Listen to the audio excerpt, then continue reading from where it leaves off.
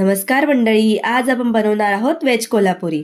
त्यासाठी सुरुवातीला एका पॅन मध्ये 1 चमचा तेल घेतलं। हे तेल गरम झाल्यावर त्यात टोमॅटो व कांदा घातला आणि तो परतून घेतला।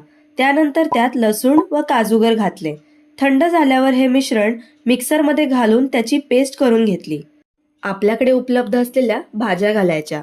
मी इथे गाजर, बीन्स, फ्लावर आणि शिमला मिरची स्वच्छ धुवून कापून घेतली व एका पॅन मध्ये तेलात या भाज्या टाकून थोड्या परतून घेतल्या। नंतर या सर्व भाज्या कुकर मध्ये घालून मंद आचेवर थोड्या शिजवून घेतल्या।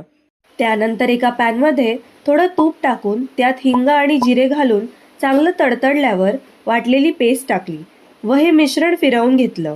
त्यात थोडं पाणी घातलं व नंतर कुकरमध्ये शिजवलेल्या भाज्या त्या मिश्रणात घालून त्यात गरम मसाला पावडर, लाल कलर येण्यासाठी काश्मीरी लाल मिरची पावडर, हळद व मीठ टाकून चांगले ढवळले।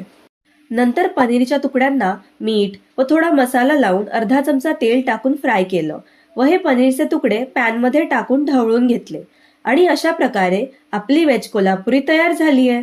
ही आपण चपाती, भाकरी किंवा नान सोबत खाऊ शकतो। मी ही चपाती सोबत खात आहे।